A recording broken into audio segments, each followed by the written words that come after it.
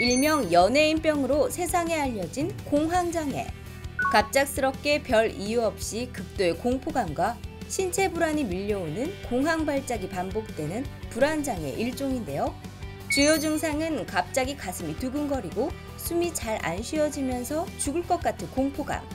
이런 공황 발작이 반복되면서 예기 불안과 회피 행동이 한 달 이상 이어진다면 공황장애로 진단됩니다. 조기에 약물 치료를 하며 예후가 좋다는 공황장애. 이번 주 건강 365에서는 현대인의 얼룩진 마음의 병을 돌보는 엄준선 과장과 함께 공황장애에 대한 궁금증을 풀어봅니다. TBC 클리닉 건강 365 오늘의 주치 엄준선 정신건강의학과 전문의와 함께하겠습니다. 안녕하십니까? 안녕하세요. 네, 안녕하십니까? 예, 정신건강학과 전문의 엄준선이라고 합니다. 네. 인터넷 같은데 그 공황장애 검색하면은 유명한 연예인들 이름이 주르륵 나오잖아요. 그래서 많은 분들에게 이 공황장애라는 병이 알려지기도 했는데 일반인들도 보면은 공황장애 갖고 있는 분들이 계십니다. 공황장애 정확히 어떤 질환인가요? 예, 공황장애는 영어로 패닉이라고 해서 일종의 급성 불안 발작을 이야기합니다. 아무 이유 없이 갑자기 숨이 안 쉬어지고 심장이 두근두근 뛰고 심하면 죽을 것 같은 증상이 발생합니다. 이런 불안 발작이 몇십 분 동안 지속되는 것을 우리는 공황이라고 이야기하고 있습니다. 근데 누구나 살다 보면은 이러한 증상들을 자주 겪게 될 수도 있게 됩니다. 네. 그러나 이게 너무 자주 발생하면 안 되고 너무 자주 오기 시작하면은 그 증상을 피하기 위해서 우리는 이제 회피 행동을 하게 됩니다. 그래서 이러한 증상들이 나타난다면은 전문적인 진료를 받아야 되겠습니다. 근데 이제 우리가 보통 공황 장애라고 하면은 막 사람이 너무 많은 데를 못 간다거나 또 밀폐된 공간에 있으면 막 가슴이 답답하다 이런 증상들이 떠오르거든요. 이거 말고도 좀 대표적인 증상들이 있을까요? 예, 공황장애 같이 오는 신체 증상이 굉장히 다양합니다. 가슴이 두근두근 뛰는 심계항진이나 이런 빈맥과 같은 증상이 있고요. 또 온몸에 땀이 나고 춥게 느껴지는 발한 증상이 있을 수 있습니다. 네. 그 외에도 숨이 가쁘거나 답답한 느낌이 있을 수 있고 또 숨이 막혀서 질식할 것 같은 느낌이 들 수도 있습니다. 네. 그 외에도 가슴에 통증이 느껴져서 자칫하면 이게 심장마비가 아닐까 하는 그런 증상이 나타날 수도 있습니다. 그 외에도 어지럽거나 좀 불안정하게 되는 느낌, 그리고 본인이 아닌 것 같은 이인증이라던가 좀 현실이 아닌 것 같은 비현실감을 느끼기도 합니다. 그리고 이러한 증상들이 심해지면은 스스로가 통제할 수 없거나 미칠 것 같은 이런 느낌이 들기도 하고 더욱 심해지면은 죽을 것 같은 공포감이 듭니다. 그래서 이러한 여러 증상 중에서 4가지 이상이 해당된다면은 공황장애라고 진단해 볼 수 있겠습니다. 4가지 이상. 저는 뭐 숨이 가쁘거나 답답한 느낌이라고 하면 뭐 폐쇄공포증일 수도 있고 아니면 메스꺼움이라고 하면 배탈 아니면 심장이 심하게 뛰고 그리고 쓰러질 것 같다라고 하면은 심장이라든지 심뇌혈관 질환을 좀 오인하시는 분들도 많지 않을까라는 생각이 들거든요. 어떤가요?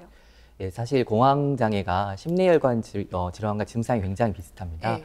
그래서 보통 보시면은 많은 분들이 바로 정신건강학과에 내원하시는 것이 아니고 증상이 있을 때 혹시나 심뇌혈관 질환 때문에 생명에 위협이 되지 않을까 걱정해서 응급실을 찾는 경우가 많습니다. 그래서 응급실에서 이 증상이 굉장히 심한데 각종 임상적인 검사, 혈액학적 검사나 영상학적 검사를 했는데 검사 결과상 이상 소견이 없어서 결국에는 퇴원을 하게 됩니다. 그러나 문제가 없다고 밝혀졌지만 증상이 반복되게 되고 결과적으로는 이제 그 증상 가지고 공황장애를 의심해서 정신건강학과에 내원하시는 분들이 굉장히 많이 있습니다. 네. 사실 요즘 공황장애에 대해서 뉴스가 많이 나오잖아요. 그러다 보니까 뭐 증상에 대해서도 많이 알려져 있고 혹시 내가 겪은 증상이 공황장애가 아닐까, 공황장애 맞는 것 같다 이렇게 해서 병원을 자주 찾으시는데 공황장애가 맞을 확률이 얼마나 될까요? 사실 공황장애가 맞다 이렇게 말하기보다는 네. 사람들은 일생 중에 한 35% 정도가 한 번 이상의 공황 증상을 경험한다고 알려져 있습니다. 그럼 여기 있는 사람들 중에 네. 뭐 3분의 1 정도는 공황장애를 겪을 수도 있다라는 말씀이시죠? 예, 장애라고 하기보다는 예. 보통 공황 증상을 겪는다 이렇게 이해를 하시면 좋을 것 같습니다. 예. 그래서 보통 공황 장애라고 진단하려면 증상이 반복적으로 발생하고 증상과 증상 사이에 이 증상이 올까 봐 걱정하는 예기 불안이라는 증상이 있어야 됩니다. 네. 그래서 아까 말씀드린 것처럼 보통은 처음에 이게 공황 장애라고 인식을 못하고 응급실이나 다른 병원에 방문해서 이제 검사 한 결과가 이상 소견이 없다라는 것을 듣고 방문하는 경우가 많습니다. 네. 그런데 이제 공황장애 말고도 실제로 방문해서 검사한 결과 우울장애로 진단되는 경우도 굉장히 많습니다. 실제 정신과 질환 중에서도 우울증과 동반해서 이 공황 발작이 오는 것들이 많이 있기 때문에 면밀하게 공황 장애인지를 확인해 보려면 전문적인 좀 진료가 필요할 것 같습니다. 네. 아무래도 요즘 뉴스에서 많이 좀 접하다 보니까 이 실제로 공황 장애 유병률도 높을 것 같은데요.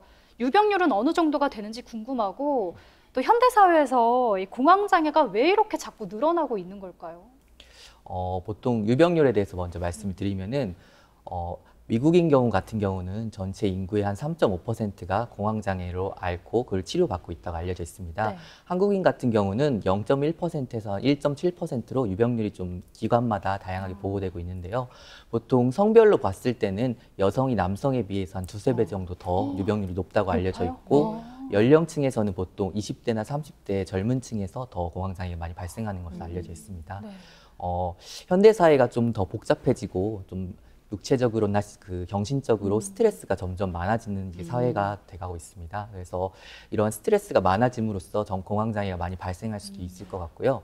또 다른 것보다도 여러 가지 생활 패턴을 가진 직업군이나 여러 생활을 하시는 분들이 많이 있으신데 일정하지 못한 이런 생활 리듬 패턴을 가지고 있으신 분들도 공황장애에 더 잘 걸리는 것으로 보고되고 있습니다. 따라서 이런 정신적 심리적인 압박감이라던가 아니면 뭐 물질 사용으로 술이나 알코올, 뭐 카페인 같은 이런 물질 사용에 의해서도 공황장애가 점차 증가된다고 볼 수 있겠습니다. 여러 가지가 있네요. 근데 특히나 스트레스 같은 경우에는 살면서 웬만한 사람들은 다 스트레스를 느낄 것 같거든요. 그쵸. 하물며 초등학생도 시험 때는 스트레스 받는다고 이야기할 정도인데 물론 사람마다 뭐 체감하는 정도라든지 압박감은 다를 것 같긴 하거든요. 그러면 뭐 정신건강의학적으로 공황장애가 일어나는 원인에는 뭐가 있을까요?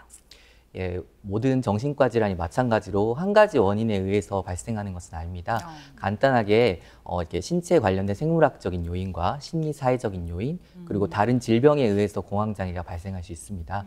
생물학적인 요인은 공황을 일으키는 뇌 영역이 굉장히 예민해지면서 신체의 사소한 변화에도 민감하게 반응하고 일종의 대비를 해야 된다는 경보 시스템을 아주 활발하게 올리는 부분이 공황을 일으킨다고 보고 있습니다.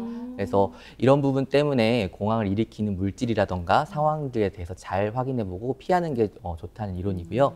심리사회적인 이론 같은 경우는 예를 들어서 지하철이나 비행기, 버스와 같은 이런 상황에서 공황 발작을 경험한 분들은 다시 그 상황에 가게 되면은 공황 발작이 생기지 않을까 걱정해서 그 장소를 피하게 됩니다. 그래서 반복적으로 이런 상황이 처했을 때 공황 발작이 일어날 수 있겠다라는 그런 원인이 되겠습니다.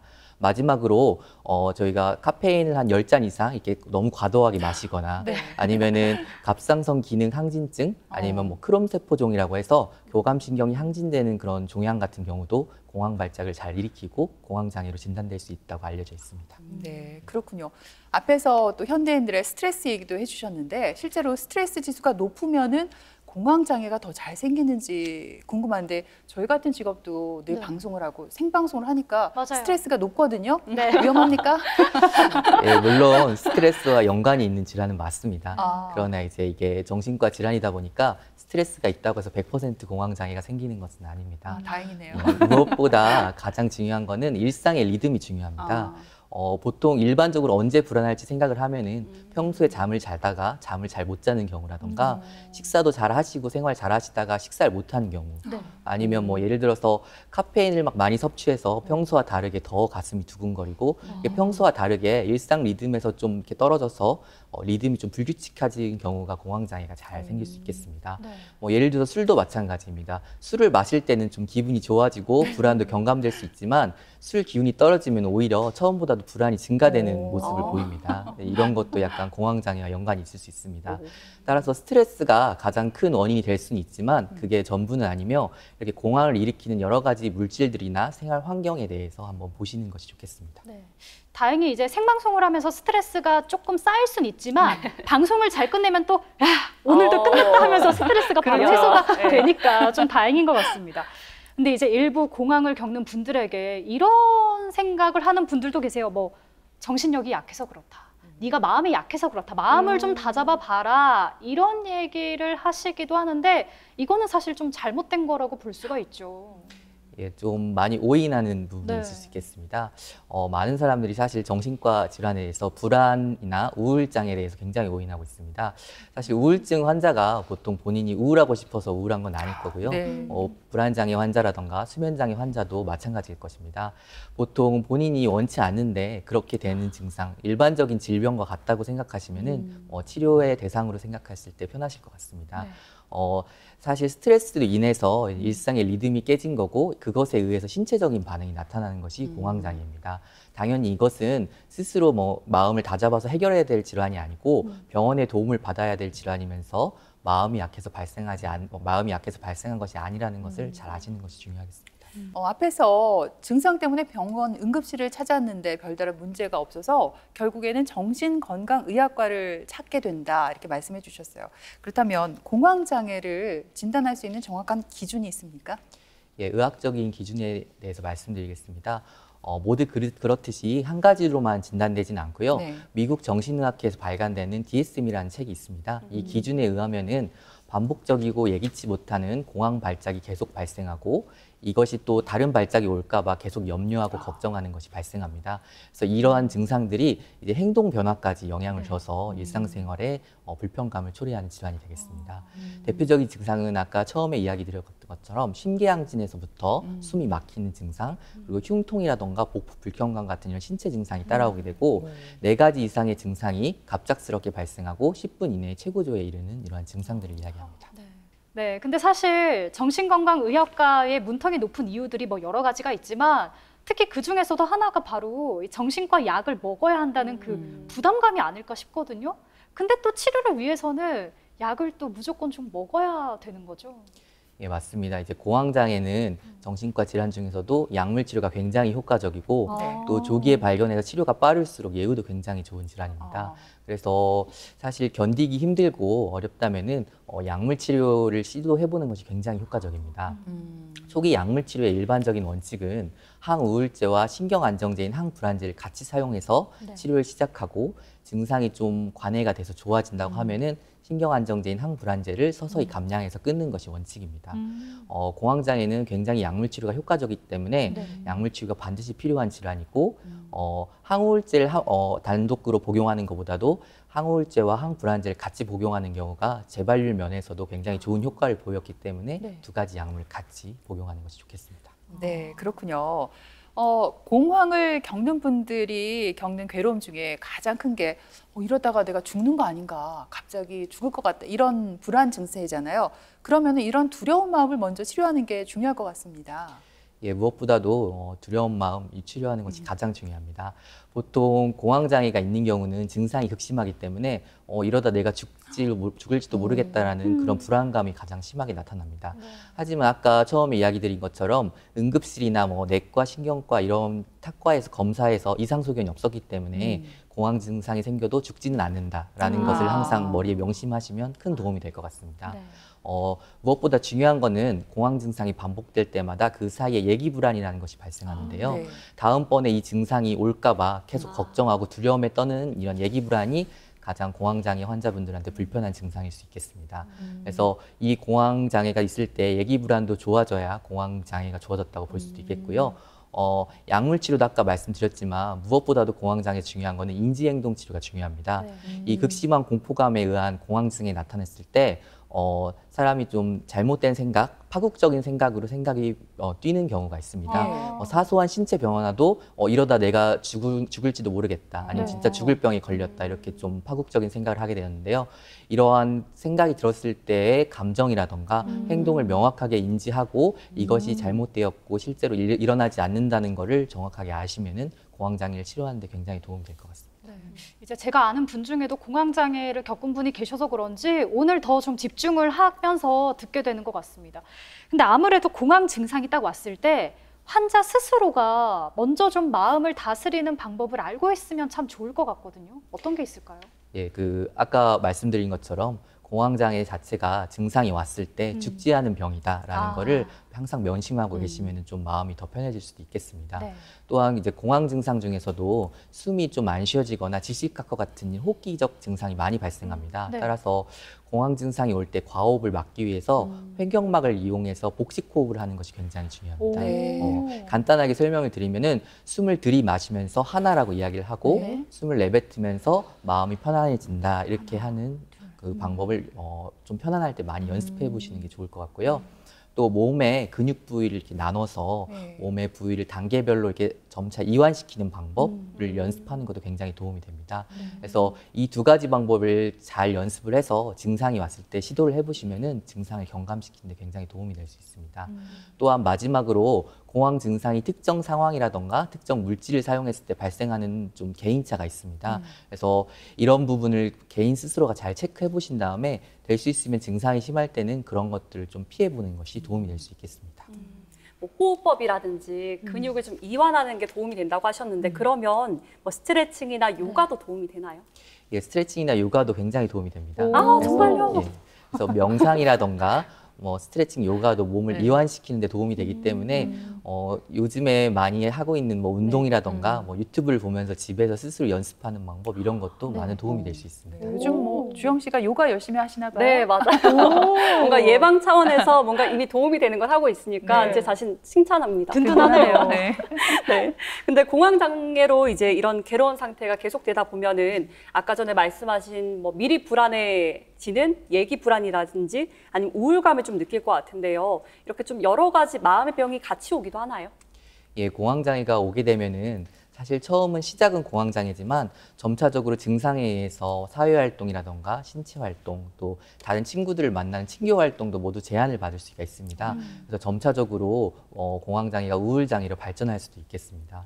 공황이란 이제 무서운 경험을 하게 되면은 굉장히 낯선 경험이고 무섭기 때문에 네. 주변 상황들을 피하는 경우가 많이 발생하게 되고 좀 이런 우울증과 더불어서 점차 뭐 술이나 담배 여러 가지 약물에 의존하는 약물 의존증 같은 경우도 발생할 수 있겠습니다. 예. 그리고 또 공황 장애 증상이 심혈관, 뇌혈관 질환하고 비슷하잖아요. 그래서 혹시 나한테 어떤 큰 병이 생긴 건 아닌가 걱정을 또 하게 되잖아요.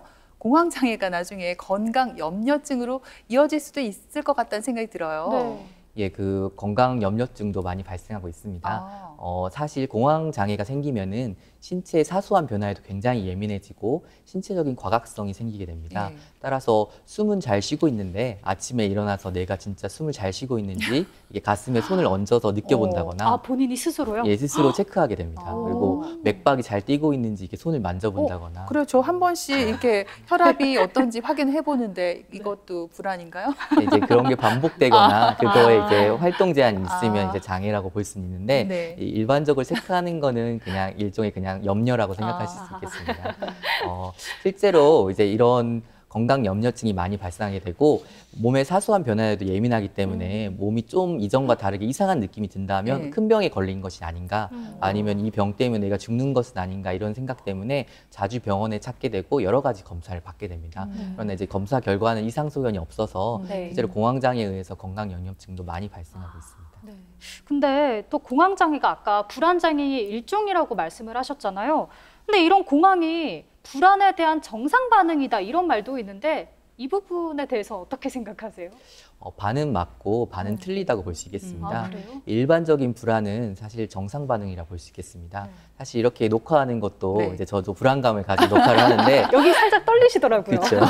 이제 이 불안감이 있어야 사람이 네. 좀 긴장을 하고 오. 일도 잘 해내기 때문에 어느 정도의 불안은 정상적인 반응이라고 볼 수 있습니다. 하지만 이제 공황장애에서 발생하는 공황 증상은 불안감이 극도로 발생해서 급성 불안 발작증이라고 보통 볼 수 있습니다.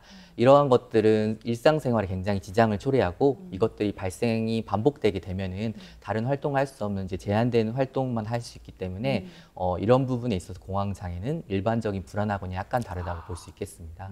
그래서 공황장애 치료 목표가 네. 불안 자체를 없애는 게 아니라 편해야 되고 좀 쉬어야 되는 상황에서 극심하게 불안이 발생하는 것을 좋아지게 하는 게 목표라고 할 수 있겠습니다. 불안하지 않아도 되는 상황에 불안함을 느낀다는 게 얼마나 답답할지 그 마음을 헤아릴 생활일 수가 없는 것 같아요. 맞아요. 그만큼 힘드실 것 같은데요. 근데 뭐 그럼 말씀하신 뭐 약물 치료라든지 요가랑 같이 좋은 습관들이 병행한다면 완치라는 것도 가능할까요? 예, 공황장애는 다른 질환에 비해서 완치라는 개념을 충분히 사용할 수 있습니다. 오, 진짜요? 네. 오. 사실 증상의 변동이 있긴 하지만 네. 공황 증상도 좋아질 수 있고 또 무엇보다도 공황 발작과 발작 사이에 발생한 예기 불안도 좋아져야 이게 완치라는 개념을 사용할 수 있겠습니다. 사실 이게 또 오면 어떡하지? 아니면 이 증상 때문에 내가 일상생활 못하면 어떡하지? 하는 것이 남아있으면은 증상이 아무리 좋아져도 생활하는데 많이 불편한 감이 있을 수 있습니다. 따라서 이러한 예기 불안이 모두 좋아져야 공황장애에서 완치라고 이야기를 할 수 있고요. 다른 정신과 질환보다도 약물 치료에 굉장히 반응을 잘하고 나중에 가서 증상이 호전되고 완치라는 그 개념으로 완치가 되면은 약물을 감량해서 끊는 경우도 많기 때문에 공황장애에서는 완치라는 개념을 충분히 쓸 수 있겠습니다. 네, 공황장애 완치가 된다고 하니까 일단 불안한 마음이 싹 없어지는 것 같습니다. 그러니까요. 예, 그리고 공황장애 재발을 막고 예방을 위해서 주변인들의 도움도 필요할 것 같아요. 혹시 옆에서 누가 공황 발작을 일으켰을 때 어떻게 도와주면 될까요? 공황장애 같은 경우는 뭐 가족들이나 주변 분들의 도움도 굉장히 필요한 질환입니다. 아까 말씀하신 것처럼 공황 발작이 발생하면은 무엇보다도 이게 여러 가지 검사에서는 이상 소견이 없었기 때문에 네. 신체적으로 죽는 병은 아니다라는 것을 옆에서 계속 이야기해주면서 좀 편안하게 해주시는 게 중요하고요. 아까 말씀드린 것처럼 무엇보다도 호흡법이나 근육이완법과 같은 이런 것으로 증상을 경감시킬 수 있습니다. 네. 환자 스스로 혼자 해보는 것보다는 이제 뭐 친지라던가 가족들, 주변 동료들도 이걸 이해하고 같이 한번 해보시면은 쉽게 따라하고 또 증상을 경감하는데 더 효과적일 수 있겠습니다. 네.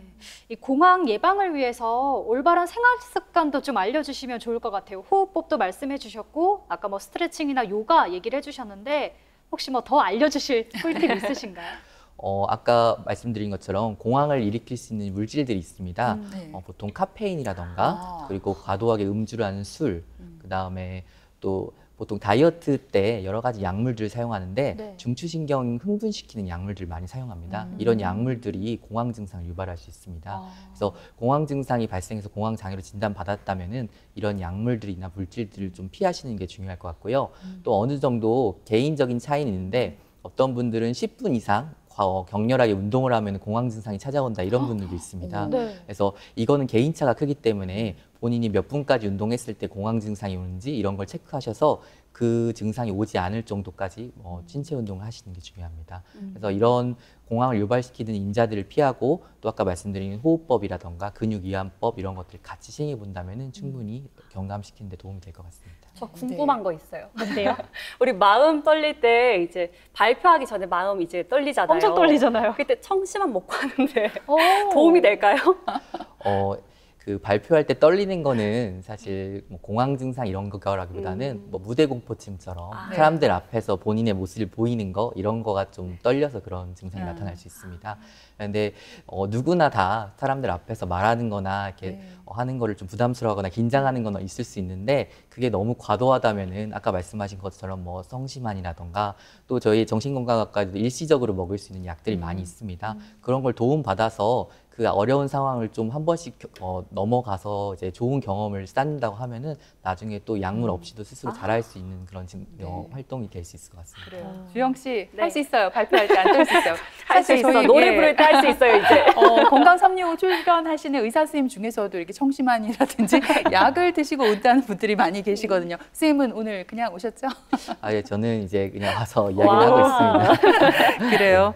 공황장애 이제는 충분히 극복할 수 있다는 마음이 드네요. 지금까지 도움 말씀에 엄준선 정신건강의학과 전문의께서 수고해 주셨습니다. 오늘 고맙습니다. 고맙습니다. 고맙습니다.